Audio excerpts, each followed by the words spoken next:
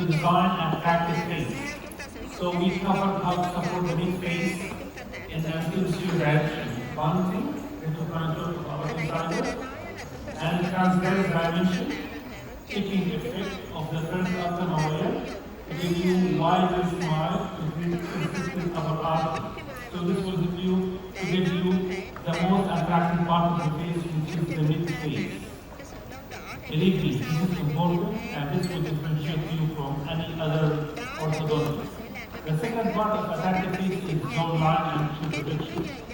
And for example, if you have a case like Saja, she has gummy smile, she has no flexible eye, she has short chin throat distance, and she's not having a hairy profile. And one of the options is to do surgery, cortical surgery and regular surgery. But the beautiful thing with Bogan, if you back them at zero, that bone will support the midface, and mandible is movable. So you will have anti-clockwise rotation. So this is the case of Saja. If you follow the X-ray with the left side, you see the amount of bone modeling. And the anti-clockwise rotation is perfect. All of that will affect the mandible and the chin. So this is their profile before and after. So you can do that. You can change the jawline and the chin projection. And you'll see all of that in all of my cases. You'll see the face, you see the jawline, you see the chin projection. And later on, I will share with you the variant symmetry, how to correct the candid smile and to restore symmetry to the face. And always remember, we are doing rotation. So her face was clockwise rotated. So I need to do anti-clockwise rotation. All of that is the jawline and the chin projection. So try to keep that locked in your way of thinking while you are creating the rotation. But the missing part in orthodontics is the lower incisors. Always, lower incisors they are profined in such cases. So even if your patient has good bone exchange, the proclination of lower incisors, they are hiding this beautiful shape. That's why if you put retrocontour for lower incisors with IPR, you will have negative retroclination. So this will affect the chin projection. And all of that will affect the soft tissue. So you can change the face of your patient if you pick the right throat. So for that case, we'll pick retroclination for lower incisors. And I will share with you later on the combination of variable torque with IPR. So this will give you a different outcome. So we did IPR on lower incisors with the retroclination. And the third part of any attractive face I call triangle of symmetry. So what I mean with triangle of symmetry? Let's have a case. If this is your case, are you working on Saturday? Do you work on Saturday? Yes or no? Yes. So, if this is your case on Saturday, her age is 24 years old. And do you think you can help her as orthodontist?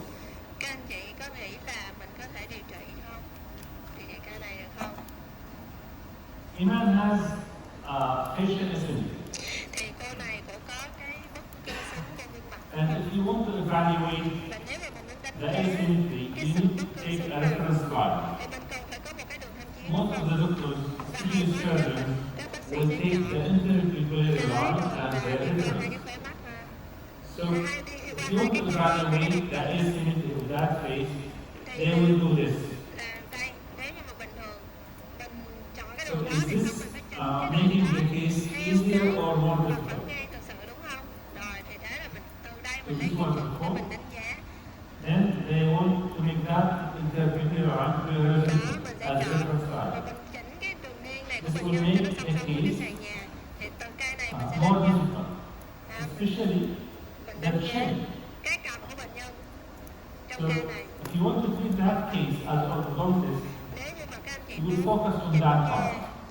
This is there should be something in the mandible. But always remember, this is the maxilla. Mandible is a follower. Most of your mandible, most of your cases, the mandible is symmetrical and the lower arch is normal. Most of your problem is in the maxilla. So for me, this is wrong. It's not the right reference line to evaluate and treat facial asymmetry cases. So I will put it back. And in my practice, my line for editing or diagnosis is upper lip while smiling. So upper lip while smiling is my reference, not the interchangeable line. Then from that line, I will draw a triangle, symmetrical triangle. So I want to make everything inside that triangle to be symmetrical and in proportion. That triangle will affect the whole face. Just make that triangle good. The face will look so good. And this is the amount of triangle. I call it triangle symmetry. And I'm using that triangle to evaluate asymmetrical cases. And to be right to you, most of your cases, they have facial symmetry. Most of your cases. But sometimes we don't take photographs and we don't know how to edit the photographs. So in my practice, during consultation, during the medical treatment, I mean the manual position, always I will take the upper lip while smiling as my reference. So in that case, I won't hesitate. Tomorrow we'll cover her case in detail, but I use only one pad. I use only one pad on the upper right side between tooth number 5 and 6. Only one pad on the maxilla. I did nothing for the mandible except braces. But if you do differential interaction with the maxilla, mandible is a follower. So in her case, the chin will go to the right. In other cases, maybe it's opposite, your chin will go to the left. So if you take that upper lip as your reference, you affect also the mandible. So this is the same patient before and after. By the way, this photograph was taken after 2 years of debonding, and that patient didn't finish the treatment because she was about to have her wedding ceremony. So she asked us to remove the brackets before finishing the treatment, and she didn't use any treatment. So this outcome after 2 years of debonding without any retainers. So if you take the upper lip while smiling as the reference, this will affect the whole face. Even if you see that in the movie, this is her chin and lower lip deviated to the left. I will do the first reduction on the right. Please follow the chin and the lower lip. See the chin now. Follow the movie. We did only differential interaction on the right side. So mandible is a follower. That's why I call it maxillotomy. Focus on the maxilla. Mandible is a follower. So if you apply the triangle symmetry to all of your cases, you will be happy about the outcome. It's not the intermediate line, it's the upper lip while smiling. And in every case, in the cases you will see that while I'm treating my patients. So these are the components of attractive face. And you know how to use now the general brackets to change or to design attractive face. So this is for the face. Why don't we talk now about the spine?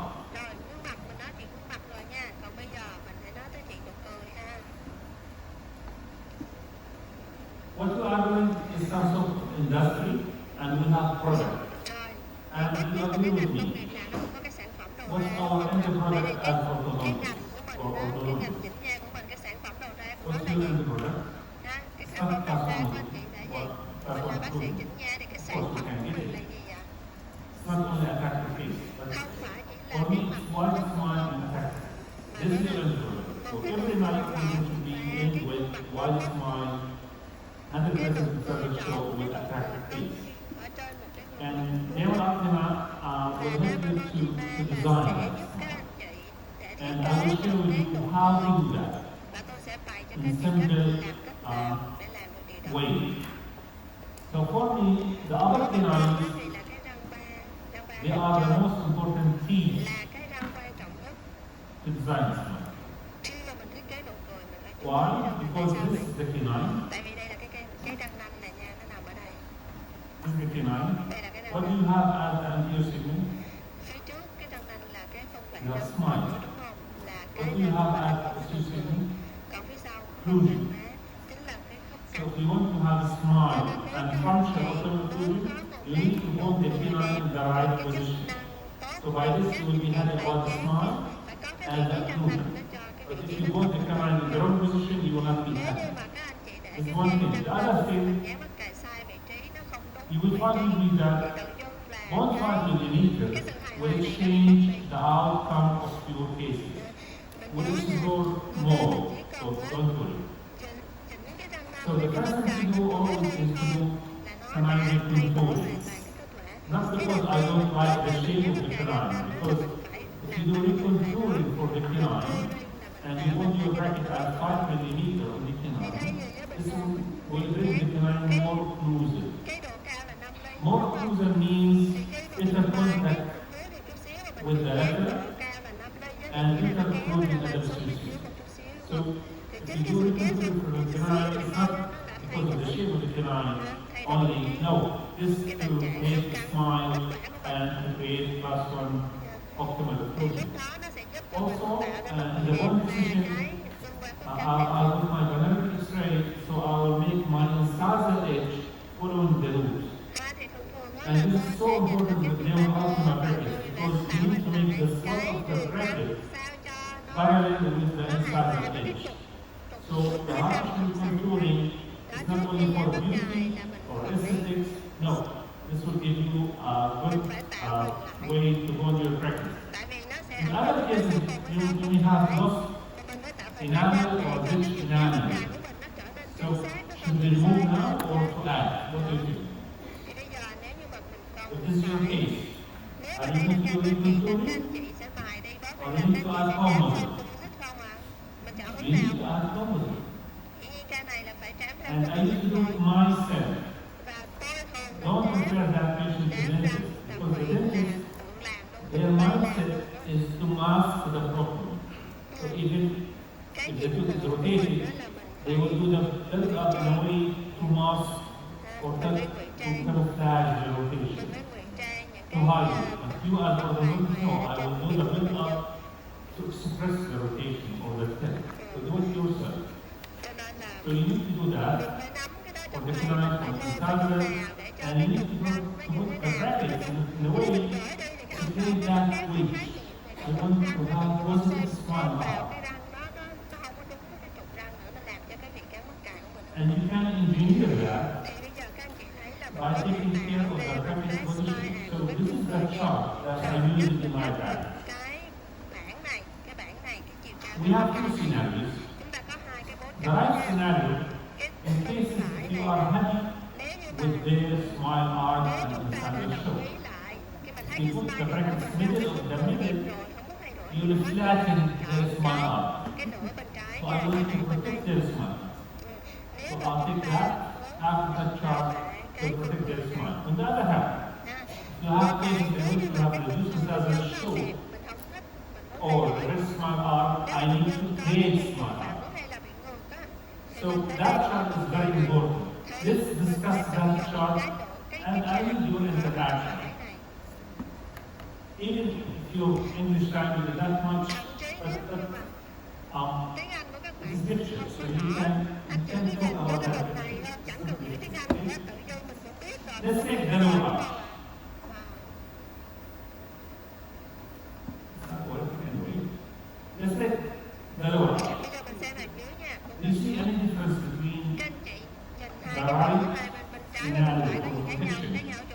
and the next scenario for Có thấy creation, chỗ nào khác không á you chị? can put vertical positioning. Đó, nói về độ Do cao you với see mức any cài á, difference? có thấy khác nhau gì không anh chị? Yes Bên or dưới no? nha, có hay là không ạ? Có thấy không ạ? You take double arch Rồi here bên trái với bên phải, and here. bên đây và bên đây. Is there any difference? Có cái chỗ nào khác nhau không anh chị? Yes or no? Có hay là không ạ? No difference. Không có khác Why? gì hết, đúng không ạ? Tại sao vậy? Tại sao? Because mandrel is Tại vì thằng dưới follower. nó sẽ đi theo. So if you have deep bite, open bite, class 2, class 3, I will not change the bracket position for any case. Của cái mắc cài ở vùng răng hàm dưới vẫn y chang như vậy, chẳng thể This thay one đổi too. hết. Ha. Take the teeth from canine till 7. Rồi, From canine till bây 7. giờ mình từ răng 3 tới răng And 7. try to compare, sorry.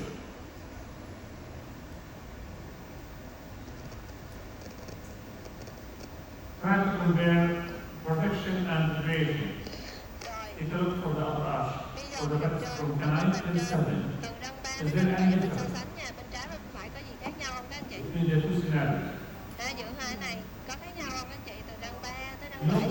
Không, cũng chẳng khác gì nhau The hết. only difference is only in one tooth, À, which is cái khác biệt nó chỉ có the central incisor. một răng thôi, là cái răng sủi And for chữa. how much? Và các anh chị thấy nó khác biệt bao nhiêu? 0.5 millimeter. Khác biệt có So 0,5 that 0.5 millimeter will change your cái case. 0,5 đó That's nó why thay đổi it's hết very cuộc chơi precise. luôn ha, cho nên mình phải cần And càng for the chính upper xác. lateral incisors, Và they nếu are not cái răng important hai hàm trên nó because they are median always. I mean between canine and nó center. cũng là cái So their cái measurement trung gian giữa răng between the chân canine and the center. nó là cái trung gian giữa răng Let's chân. have some cases. Bây giờ chúng ta hãy xem một vài ca So nha. where should I put the brackets on the centers for serine? Rồi bây giờ mình hãy Where nói should I về put the brackets? I bên put đặt 5 or cái 6. mắc cài cho cô bé này mình đặt theo bên phải hay bên trái á chị? Ý là mình cần bảo vệ con 5.5. người. Rồi. Yeah. Right, yeah. So this is, we protect hair Đó, smile. chúng ta phải bảo vệ con người đúng không? Tại con người đẹp rồi mà. So because we put the brackets at 5.5, Và chúng ta đặt ở cái răng We cửa protect là hair 5.5 smile. ly đúng không? Là On chúng the ta other bảo vệ hand, cái con người của bệnh nhân. if you have a face like her, Có cái ca như này. she has a very small heart. Where to put the Đặt brackets? cái mắc cài răng 1 ở vị trí Creation, 6 millimeter on the center. 6 ly đúng không? 6 ly ở răng số 1. I know that most of you are focused on the malocclusion, but Tôi biết là các anh chị sẽ believe me, sẽ you, chú you ý can't vào treat cái any severe malocclusion without extraction or surgery. Most of your cases. các So anh chị cho dù don't cái focus ca on the nào malocclusion, you ca can nặng ca nhẹ treat kiểu it. kiểu nào cũng vậy, Focus cái on lực the của con người smile. như vậy. So I need to put the brackets at 6 millimeter. Con người đẹp thì nó phải theo So we put the brackets at 6 hoặc là 5 millimeter. đến 5 ly hoặc là 6 ly mình phải chọn cho đúng. So this is the same patient before and after. Đây là cùng một bệnh nhân nha, trước và sau điều trị. Was full change in hair case. Đây là cái thay đổi. And because we put the brackets at 6 Chúng millimeter, ta đã đặt cái This mắc cài is răng smile. ở độ cao 6 ly nha, nên đã tạo được cái cung cười như vậy nè.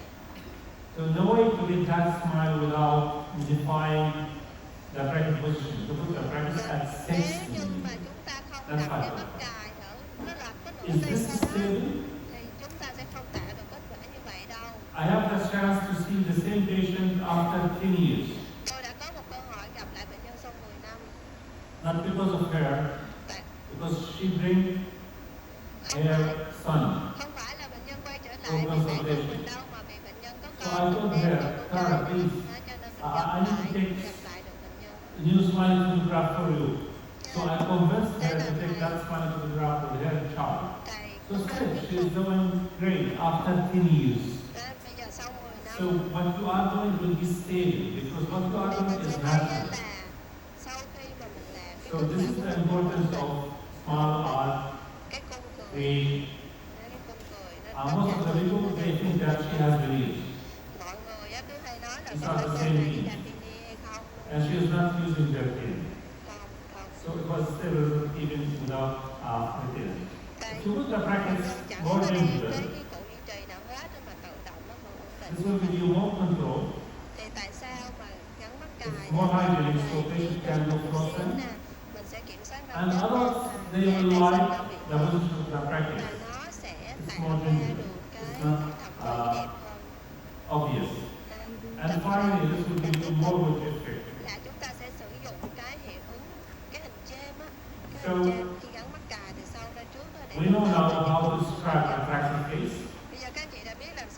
We have seen that the practice can change the face. Các anh chị sẽ thấy đó We là know cái how bước to support chài the nó new thay face. đổi cái gương mặt nha. We know how to express the jawline and the chin Thay đổi position. cái tầng mặt giữa We know nè, how cái to evaluate the cái asymmetry. nè, cái độ mượt And we know how to hone our practice. và chúng ta đã Where biết to cách hone your practice. dán bắt cài như thế What's nào. missing now Bây giờ is tiếp the theo torque selection. là gì? Là phải chọn How độ to cọc, đúng have không? the right thinking Làm sao or chúng ta phải có understanding suy of torque nghĩ selection. và hiểu biết như thế nào để chúng ta có thể suy luận và chọn ra độ cọc Every chính xác. morning, Mỗi when buổi you sáng open your practice, khi mà mình bước vào phòng you làm have việc three challenges as orthodontist. thì mình đã phải đối diện với các thách What thức do you trong think they công are, việc của mình. the challenges Những cái for thách thức any đó là gì? orthodontist? Ba cái thách thức mình sử dụng lớn nhất của cái ngành của mình là gì? So group 2, 3, 4, 5. So for each group, Mỗi I nhóm, need from this group một nhóm này là to think with me. nhóm này What sẽ suy nghĩ are, với tôi. I need from you one of these three challenges.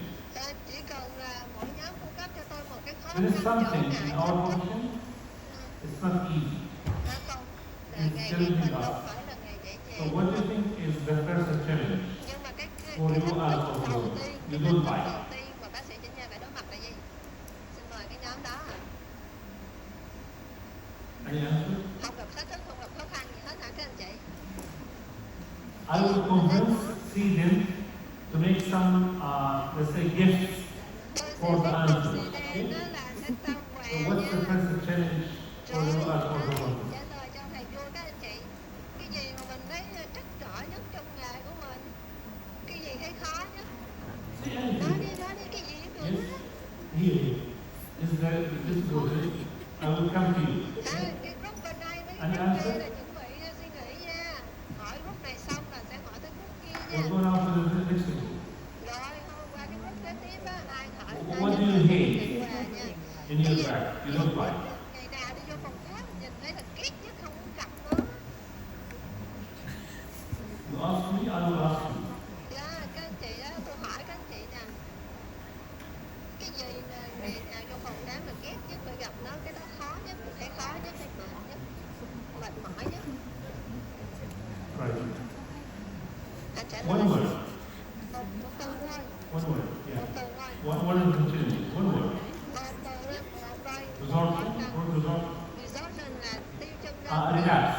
The relax. tái phát. But it's fine. It's happened if you go to the gym and you have muscles and you don't do training, you lose Mình these đi tập muscles. thể So dục relax thì cái is mình tập happening cho mình everywhere. có cơ săn chắc, cơ bụng sống Anh chẳng hạn, thấy, xong sau what đó do you think? về lùi một thời gian thì tự nhiên cái cơ bụng sống nó cũng mất đúng không ạ? Nên relax cũng vậy thôi nha. What Còn cái about the khó tongue? khăn gì khác không? Tongue. Cái lưỡi, đúng không If, anh chị? if you are in a game Nếu các anh chị ở trong một cái trò with a chơi, friend, who will win? rồi mình chơi đấu tay nha, một tay với cái lưỡi thì ai thắng? Even if you did the best treatment ever, Cái lưỡi nó sẽ thắng đó. your patient has agitated swallowing. Bây giờ You mình lose thấy the nha, nếu mà mình làm So việc the tất first cả cho turn bệnh is nhân the bao nhiêu tongue. nỗ lực nhưng mà bệnh nhân có cái What's lưỡi nó the sai, second? cái lưỡi, cái vị trí lưỡi không đúng thì tự nhiên công sức của mình nó cũng đổ xong đổ bể mình Something, if you face it, you will fail. You don't have control it at all.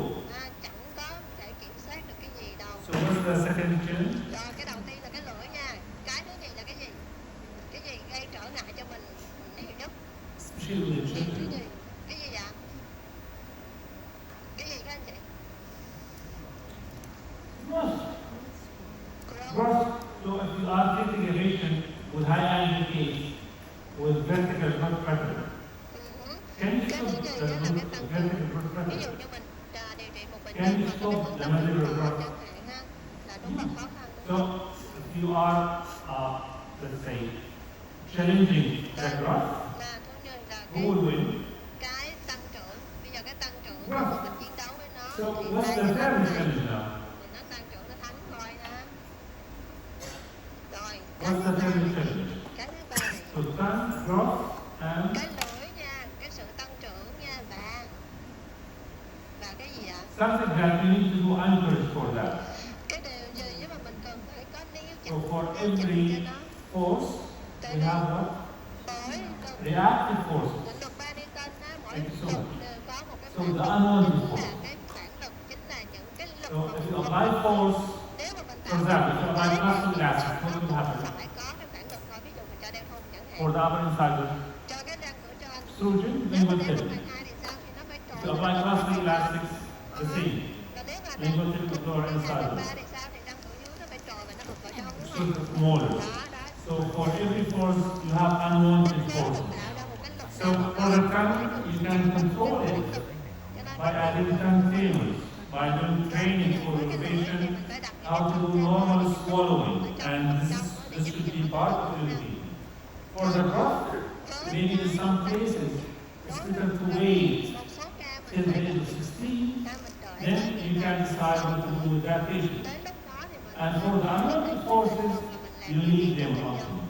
Because just by hitting variable torques, you can have more control and less of the unwanted forces. So you think that your cases are simple. You don't need even to do wire bending or anchoring, or even your need for TAD is this. So for the unwanted forces, if you use variable torques, you will have more control and less unwanted forces. So this is the third challenge in your life as orthodontist. And Ultima came to you and they put the torque not in the base, like GMP2. The torque will be in the swap. That's why all the brackets, even if you have variable torques, they are lined up. So do you think this will give you better finishing or less finishing? This will give you better finishing. Do you think this will give you more friction or less friction? Less friction. That's why with Damon Optima we have a lot of accidental spacing. Because we don't have friction. So less friction. So if you apply even very low force elastics, you can destroy the whole upper segment. All of that because the torque is in the slot, not in the base of the bracket. And then with the malfusion, they will give you the option of propline, neutral, propline torque, but all the torques, they are at the same level. So this will reduce the friction, and this will give you more control in your cases and less of the unwanted force.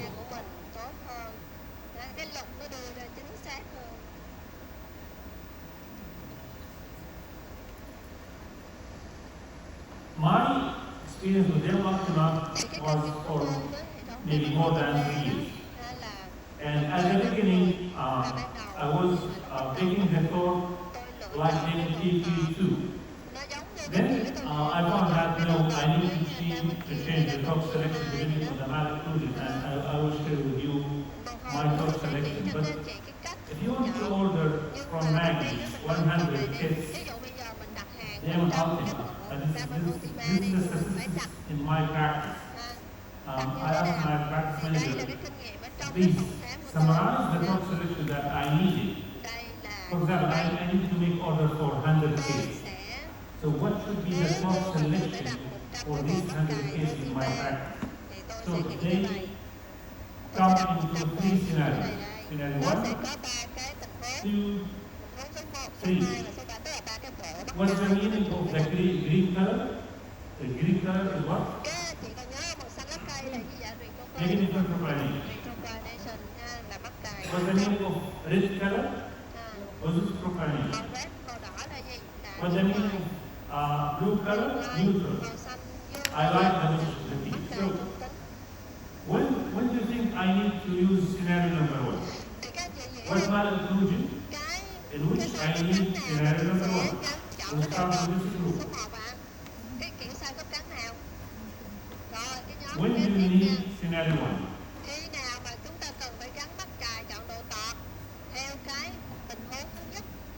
You can answer in Vietnamese language and the team can translate. When do you need scenario 1?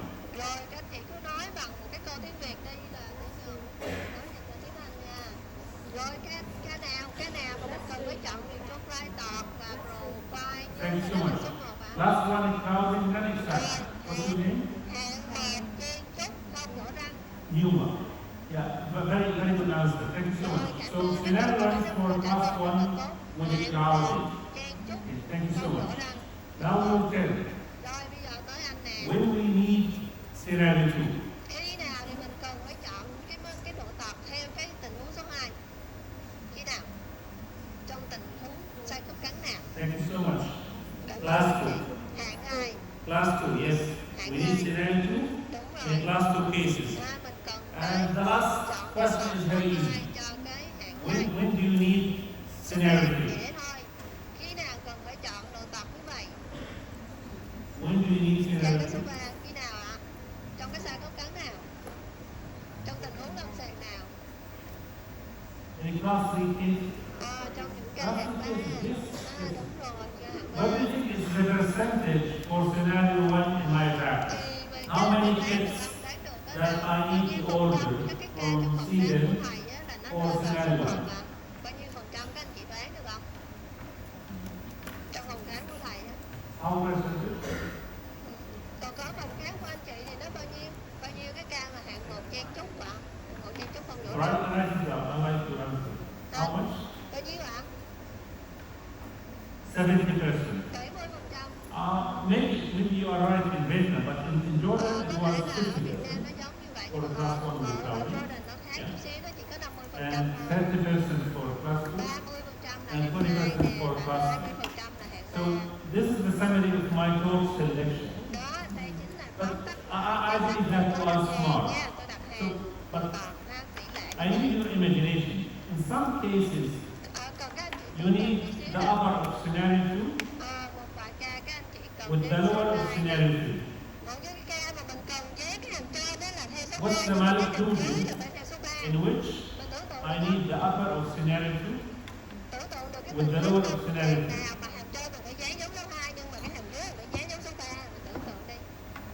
Cái nào mà hàng trên phải I dán mean, dấu số 3. when you need proclaim torque upper, proclaim torque lower.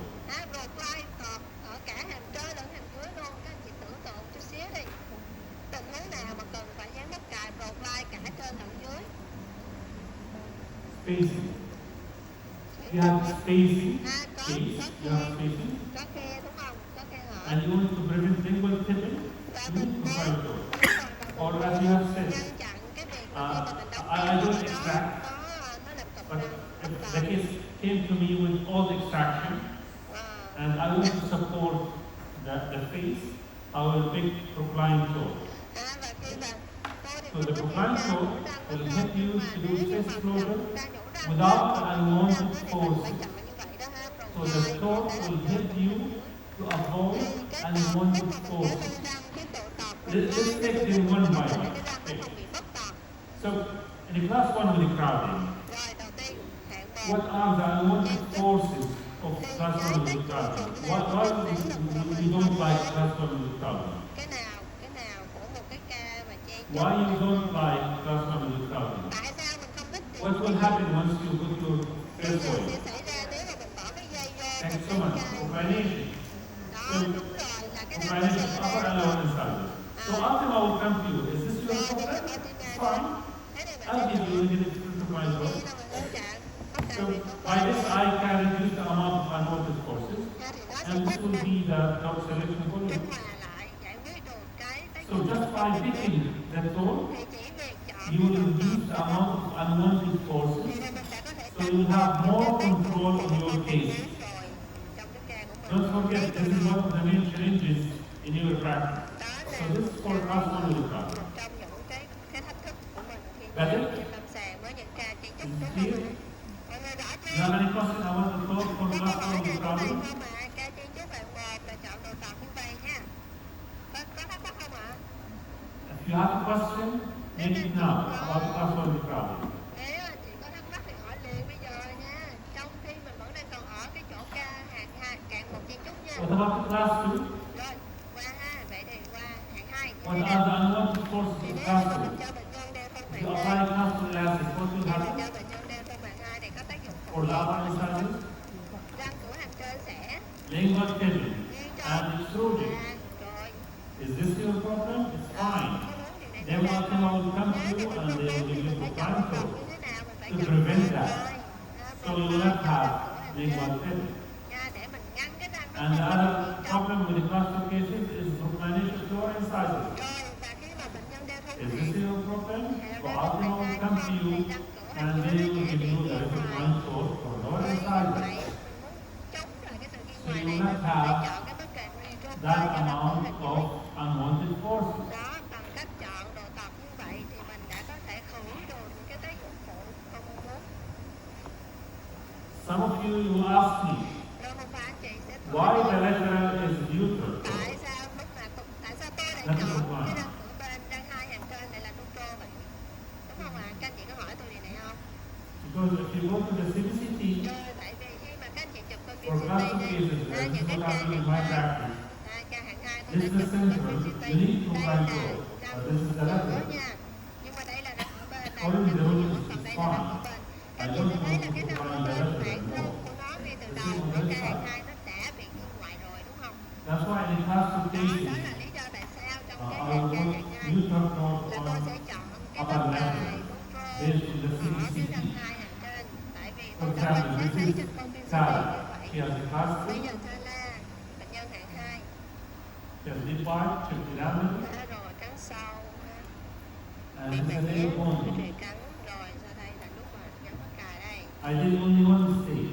Tôi chỉ làm một cái sai lầm What was the sai lầm ở đây mistake? thôi. Các anh chị thấy mistake ở đâu, sai lầm ở đâu ạ? Trong chọn bắp cài các anh chị nhìn thấy được không? If you want to change any code, what do you use? Nếu như mà các anh chị muốn thay đổi bất cứ một cái tọt nào đó thì Lower canines. đó chính là răng ba hàm I dưới. used to put compliant code for lower canines in the classroom in the old days of you using MQ2, but with them Ultima, Trước đây là I tôi found that this is nếu wrong. là kia chưa quá thì tôi sẽ đặt cái đây Because compliant code is so much lower up. If you comply the lower canines, you will not be able to put the mandolin in more for position. xin lỗi. Khi You mà will bắt not be cài able to kia quá thì show tôi the phải goal đặt line and the comply ở finish. hàm dưới răng ba nhưng That's mà why qua Damon I changed the code from lower canines to be used. sang So neutral if you put neutral code in cluster cases, tại vì this will give you more beautiful face. thì Because you khi can đó put the khi mà mandolin mình in chọn more một forward cái position. bắt cài neutral ở hàm dưới không So phải là profile ra when we thì talk cái about the răng toe, trong một nó không bị xòe this ra will ngoài hai răng hàm dưới nó không xòe make ra ngoài the thì mechanics nó easier tạo cái điều kiện cho and cái the xương hàm dưới face nó will đi ra be phía trước dễ hơn so hơn là cái chỗ răng nanh mà nó and for xòe ra that ngoài arch nó chặn nó of cho xương hàm dưới body vào trước will take the outer development.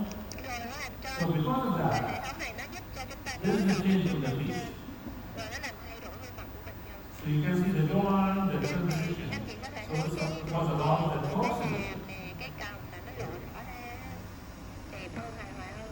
And if you follow the movie, Và bây giờ you'll mình see sẽ the thấy amount of nha, jawline now đây in his mình face. sẽ nhìn nha cái đường viền của So cái hàm dưới của don't bệnh nhân. underestimate the power of the top selection. Đó nên bây giờ mình đánh giá thấp cái việc quan trọng của việc mình chọn đúng cái đầu tọt của mắt cài. So we did unlocking for the mandolin. So Chúng the ta top đã selection, mở khóa we cái hàm express dưới the rồi. jawline Chúng and ta the chọn đúng circulation. đầu tọt của hàm dưới, chúng ta đã And we Còn look khi for chúng ta hands chọn and đúng đầu face. tọt của mắt cài chúng ta đã mở So khóa this is được for cái casting. cho nó đi ra trước. What about the plastic cases? Rồi bây giờ ca hạng 3 thì sao? What are the unwanted forces Thì of cái ca class hạng 3 3? đây trong hạng 3 Why là we nó don't đã like tác class dụng 3 class? nào mà chúng ta không thích thì nó ngược lại với hạng 2 đúng What không? will happen for the lower incisor? Đó. Cái gì sẽ xảy ra cho răng cửa hàm dưới? Extrusion, lingual tipping. Rồi nó sẽ nghiêng trong và nó còi. You have this problem. So ultimately will come to you. Is this your issue? It's fine.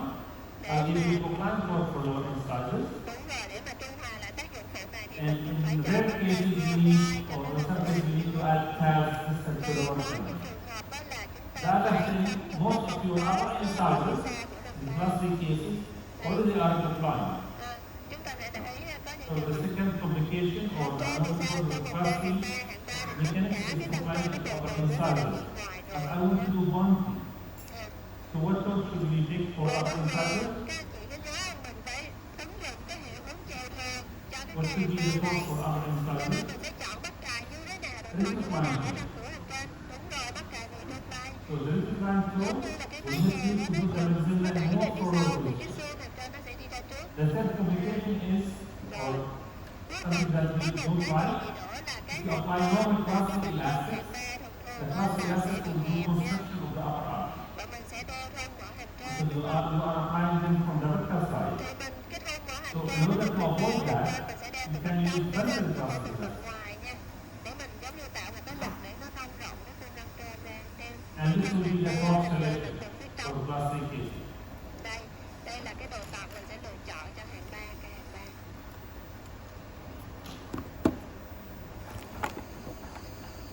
So top selection will design your course, will design cases, and will make things easier for you and your team.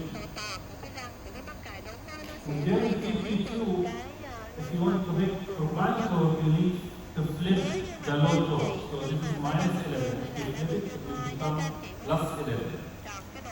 But with their ultimate, no need to flip any bracket. And what do you think is the amount of score of combined code load inside of the Xeon ultimate? It is a +13. It's very powerful. It will help you with the classing cases. So for example, if this is your case, this is Abby, he's 50 years old, and all doctors told her that your case is cervical one. We have nothing to add to your case. Then her dermatologist referred her to me. He told her, no, I can treat you without surgery. She got angry because she spent the last 40 years with that belief that she will need surgery. And I need to treat her. She has consistent upper arch. She has complete crossbite, reverse overjet. And we have primary canine. This canine is primary canine. It's certificate. So I need to extract that tooth because it's meant to primary tooth, deciduous tooth. So she has the permanent canine.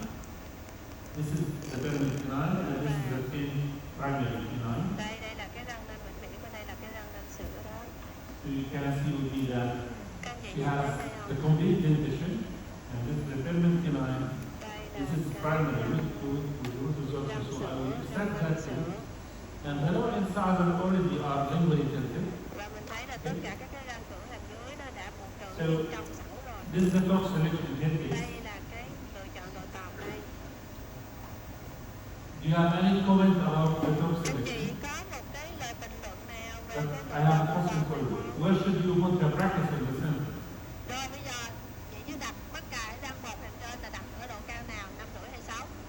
5.5 or 6? 6. Thank you so much. Because I want to give the incisor short in most of the classic cases. So this is the bonding session, and this is my bilateral classic elastics.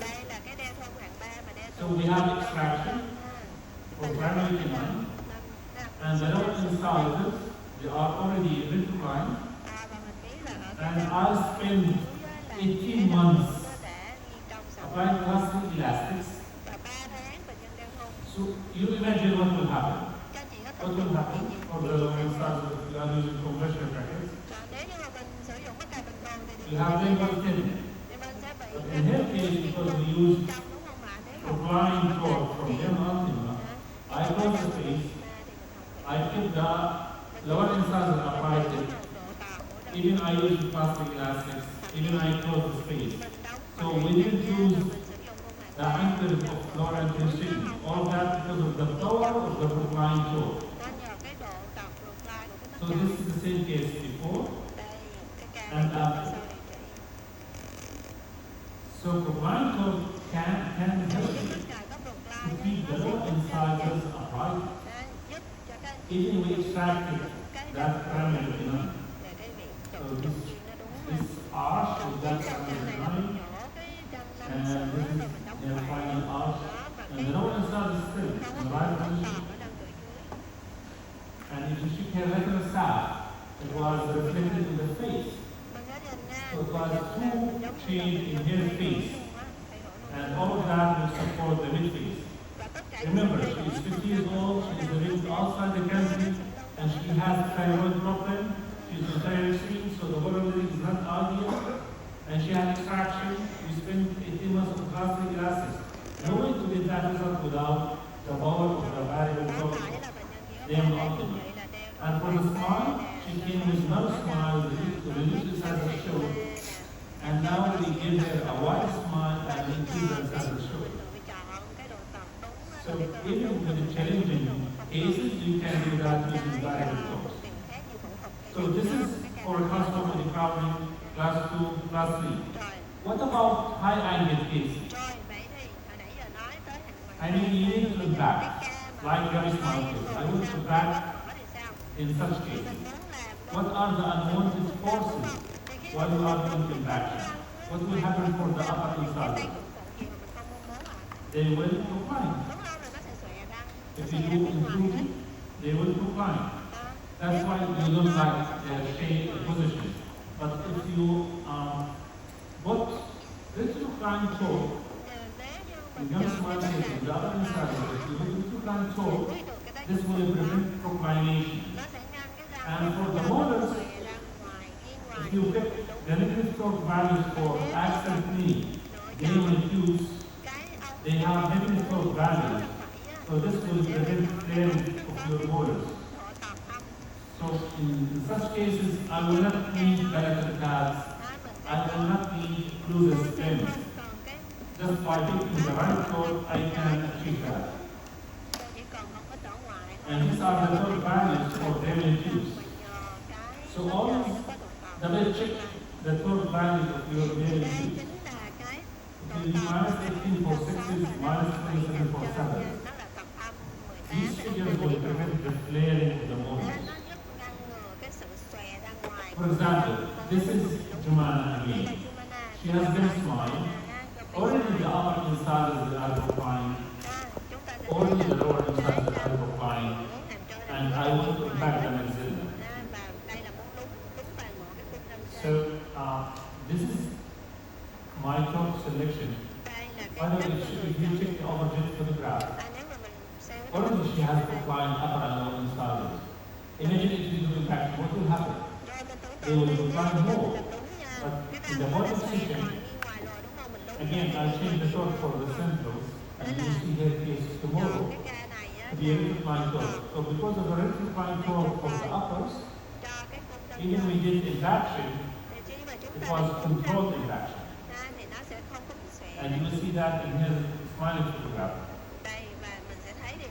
So in her smiling photograph, we did induction without the need of palatal tabs.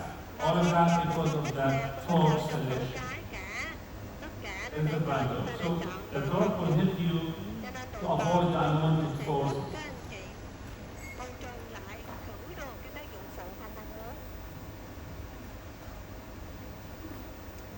What's the wire sequence in my practice? Again, Damon system with its brackets and wires is amazing system. But you can design with your needs.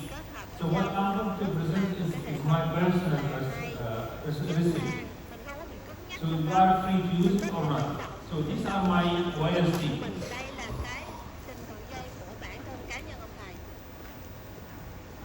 Again, this is better personal way of doing Damon Ultima. You are not forced to do that.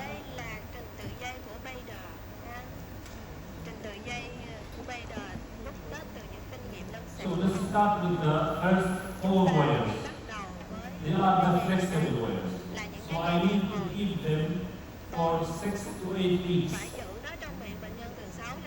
Once I reach my 4th wire, I will remove my programmer, or some people they call it white razor or white tail.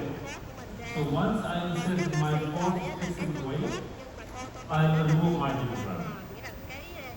Then in the next visit, I'll do revision for my case, the boundary. After can review, I can do my IBR and insertion of my tags. Once you reach stencil wires, you can see your patient every 4 to 6 weeks.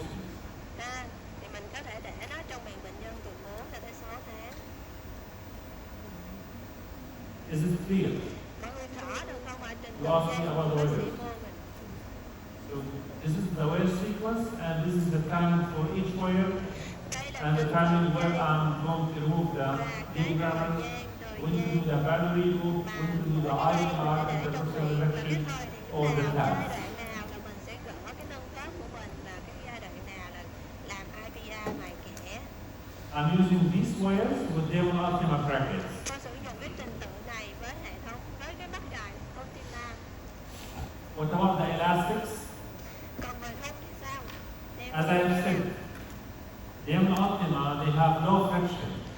So nowadays I'm using only light elastics or medium size elastics. Là ma sát thấp cho nên ngày hôm nay I'm not using heavy elastics mình nowadays chỉ sử dụng thun nhẹ thôi, or heavy. mỏi với thun quảng cáo thôi. You don't need them Ngày nay because we don't have friction. So with Damon Ultima, I need less elastics, less force of elastics. Mà cái hệ thống Ultima ma sát rất là thấp thì cái lực của thun phải nhẹ. And for the IVR, I need for all of my patients because I have my own indications. Mài kẽ. Number one, Hầu hết các bệnh nhân của mình, các chỉ định mài kẽ to để create white connectors. I want to create red connectors. khi mà chúng ta cần That's why I'm doing IVR for all of my cases, even if I have spacing. thậm chí ngay cả lúc Number two, part of your patients, they are adults. và phần lớn bệnh nhân là So they will come with a crowding. Once you align the bottom piece, kiến trúc nè. you will see the black triangles. Và khi mà mình làm And they will blame you. You did these black triangles. No, they are built in, but they are hidden. Once you align the lower incisors or upper incisors, they will see the black triangles. So I need to get rid of the black triangles. Number three, if you combine retrocline torque or low torque with IVR, this will give you retroclination. On the other hand, if you combine recline torque with IVR, this will give you controlled retraction.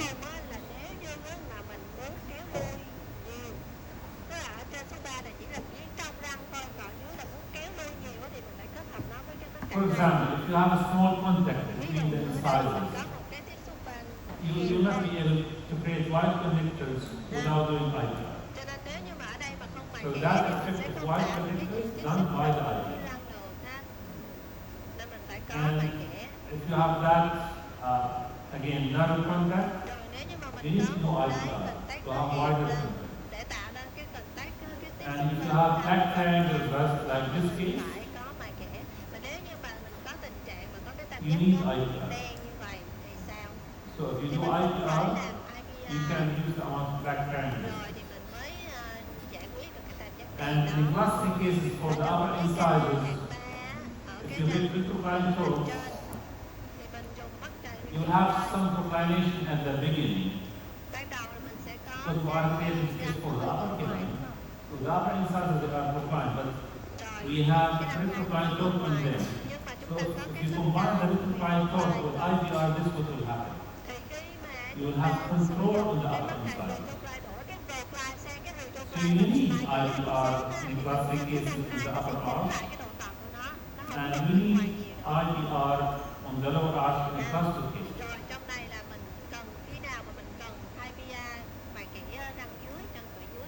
What about IVR with recline torque? If this is your case, I thought she has mobile upper front teeth with severe gum wrinkles, severe follows. You see the amount of exposed tooth. And these incisors, they are mobile. But if you hold her case using recline torque and you do IVR, this is what will happen. No tags, no induced mechanism. Just recline torque with IVR.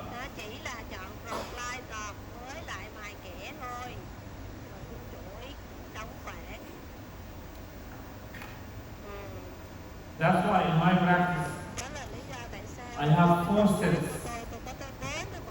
4 sets. because I want to be ready for the IPR for all my patients. This is a good brand method. You need to be delivered. And the strips from Choi, they are the best. So the size of the first one is 15 micron, 25 micron, 40 micron, 60 micron, 90 micron. I used to do IPR 3 times for my patients. So even if I use 90 micron, multiply by 3, what will be the total in milliliter? 90 micron, 90 micron, 3 times. How much? 0.27. But if you are doing aligners, what will be the amount of IPR needed? 0.5. So even if I do IPR 3 times, my total will be 0.27. But with aligners it will be 0.5. So what amount will be even less than any aligner case. Imagine that effect on the tone expression as we have seen.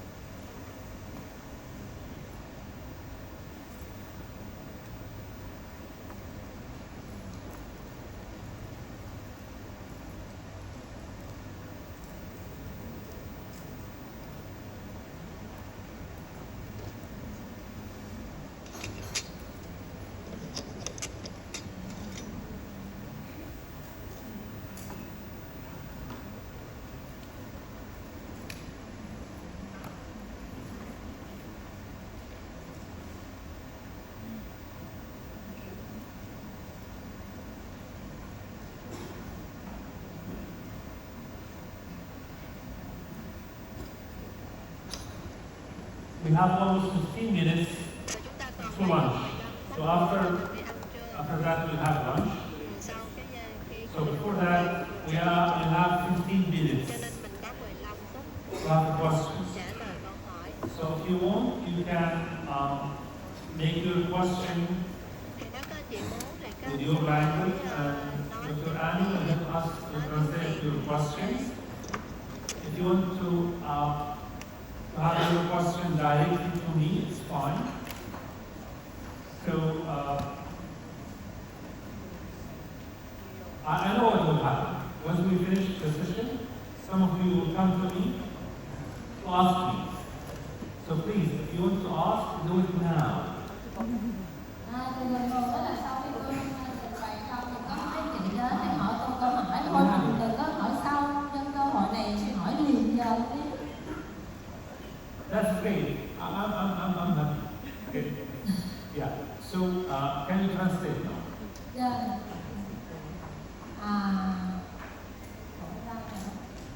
How to reduce the friction between the wires and the brackets in the extraction case in order to close the space effectively. In extraction case, I don't extract. I don't never. Cái câu hỏi này thì thầy ông trả lời đó là họ không có nhổ răng, không bao giờ nhổ răng cả, ngoại trừ except wisdom teeth. Wisdom teeth. không có nhổ răng, cái nhổ là chỉ nhổ răng khôn thôi, cái nhổ răng có nhỏ cho nên không trả lời câu hỏi này được nha. And maybe today or tomorrow we'll cover Bimax cases with the crowd, in which you can do retraction or replanning without extraction. Rồi, thì ngày mai mình sẽ đi qua một cái gọi là một cái phần ông trình về cái ca mà vô hai hàng, nó khô hai hàng. Thì những cái ca đó sẽ có cái cách tiếp cận điều trị mà khô hai hàng mà không có nhổ có nhỏ ha. Thành ra ông không có nhổ răng có nhỏ mà ông trả lời câu này.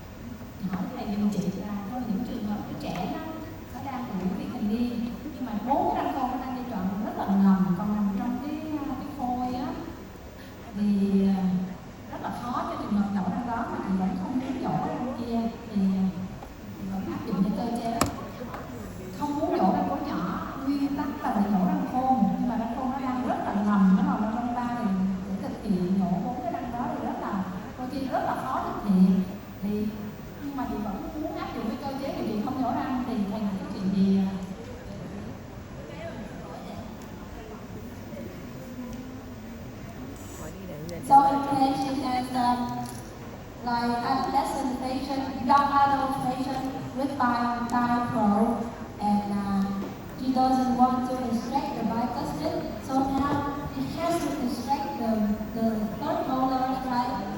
But the third molar is still immature, and she doesn't want to decide to extract it right now. I like answering using cases. Okay?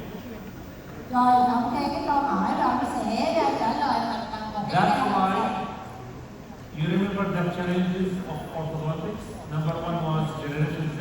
Number two was what? Timing. Thì mình có nhớ lại không là ba cái khoảnh khắc khi mà mình điều trị đó. Thứ nhất đó là gì đó, cái thứ nhì đó là cái thời điểm điều trị. Mình chọn cái thời điểm điều trị đúng không? Rồi sẽ trả lời câu đó. Can I have my laptop, please? Mình có thể chuyển qua cái màn hình của thầy được không ạ? This young boy, his age is 15, and he has Bimax. And his mother asked me to do braces for him. Rồi, cậu bé này 15 tuổi, và mẹ đem đến để muốn là gắn bó cài để điều trị cho cô của con. I did nothing for him. Tôi chẳng làm gì cho cậu bé này cả. I will wait till the age of 16. Tôi chờ tới khi cậu được 16 tuổi đã.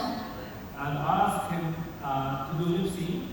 Rồi tôi yêu cầu cậu là phải tập làm sao mà ngậm kín cái môi, Nasal breathing. để thở vào cái mũi. Showing fiber food. Showing gum. Fiber food, like fruit.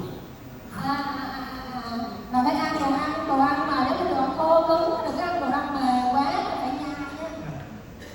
Brushing, flossing. Rồi đánh răng rồi dùng chỉ nha khoa. Follow the movie. Rồi mình nhìn nha, không có can thiệp gì hết nha, yêu cầu làm mấy việc đó thôi đó. No braces. Không có mắc cài, không có gì hết. Từ 15 đến 16 tuổi ha. So if you see a case Bimax in young, it will be class 1 with the crowding later on.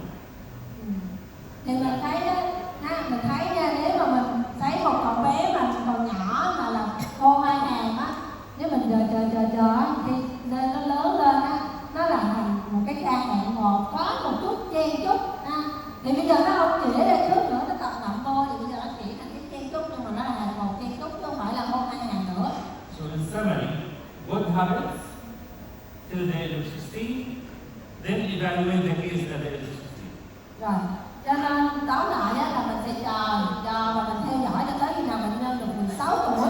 Từ thời điểm 16 tuổi đó mình phải đánh giá và mình đưa ra cái quyết định. Từ sau 16 tuổi mình phải đánh giá và đưa ra quyết định. Can you go back to the question? Rồi xin mình trả lại cái này thành câu hỏi này.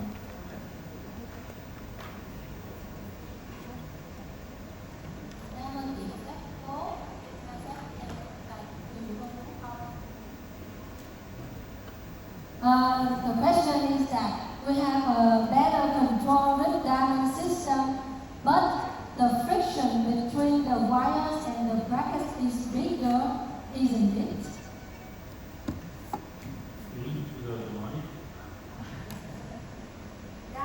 With Damon system, we have a better control, but the friction between the wire and the brackets is bigger. No.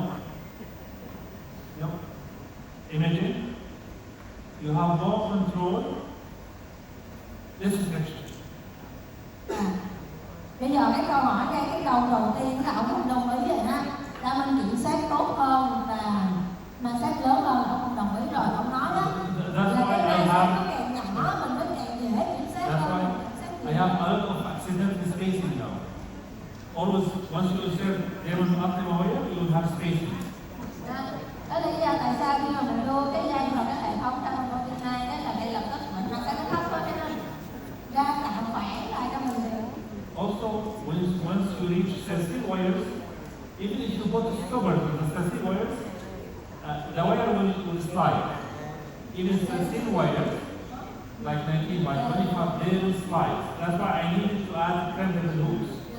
Rồi, thậm chí cái mà nó chứng minh cái ma sát thấp của hệ thống Damon đó là khi mà mình lên cái dây SS luôn á, bỏ cái dây SS vào trong đó mà cái dây nó vẫn bị tuột qua một bên đó. Các chị có biết trường hợp đó không? Cái ma sát nó quá thấp, cái dây nó tuột qua một bên, nó thủng bên kia ra, mà nó dài cái bên còn lại á.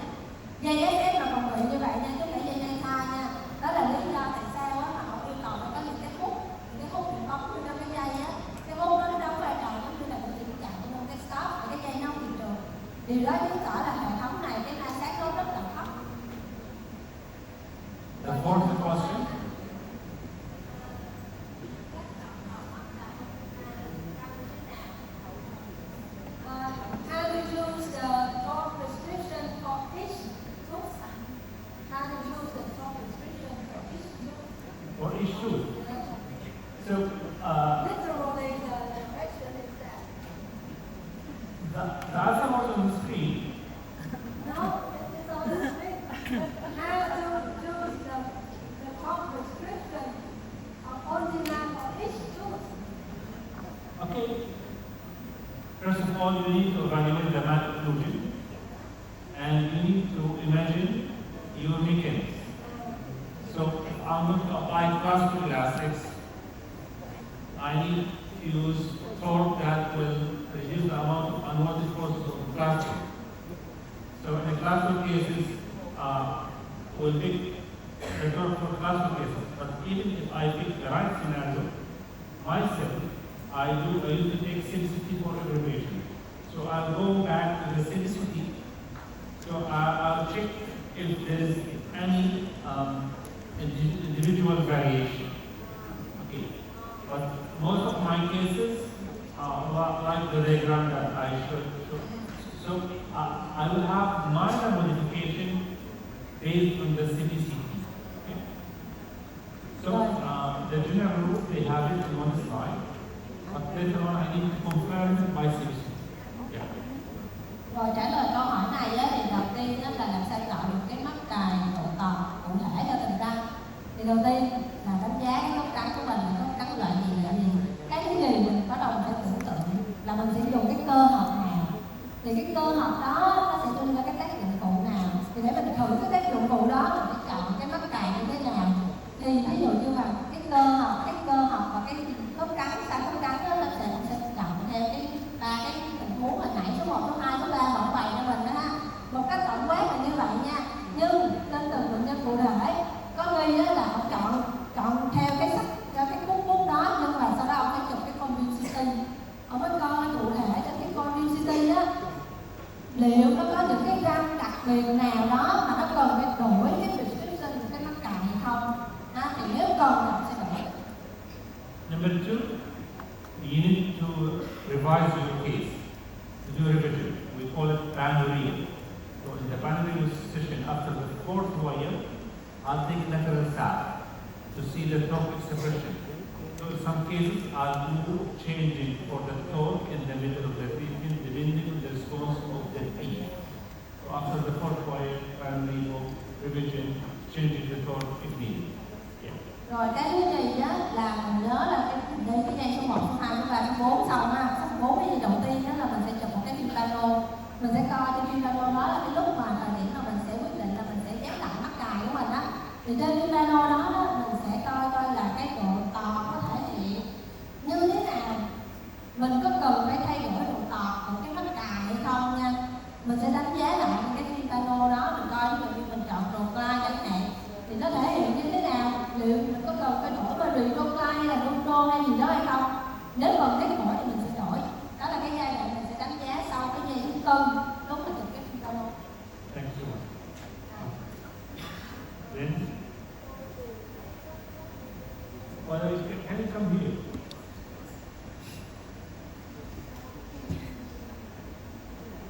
Rồi, the question is that I found very limited numbers of results. Very limited number of results on original system. Why? And why all the case that was reported are only on vocation, very few stations. I like this question. In life, do we do trials, then research, or research, then trials? What will happen first? Rồi câu hỏi đầu tiên đó là như vậy nè. Bây giờ trong cuộc sống hàng ngày của mình ha, là mình sẽ thử và sai trước rồi mình mới làm nghiên cứu, hay là mình nghiên cứu rồi mình mới đem nó mình thử và sai. Trial là giống như mình thử đó, mình làm thử thì mình cái làm trước, thử trước rồi mới đem đi nghiên cứu, hay là nghiên cứu xong mới thử. That's why this is your duty now, especially for those who are working at the university. You need to do, first of all, don't ask,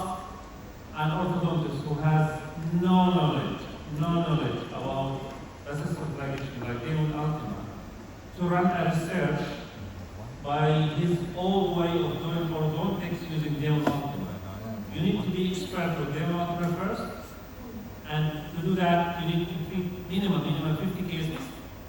Then you see your mistakes and you fix them.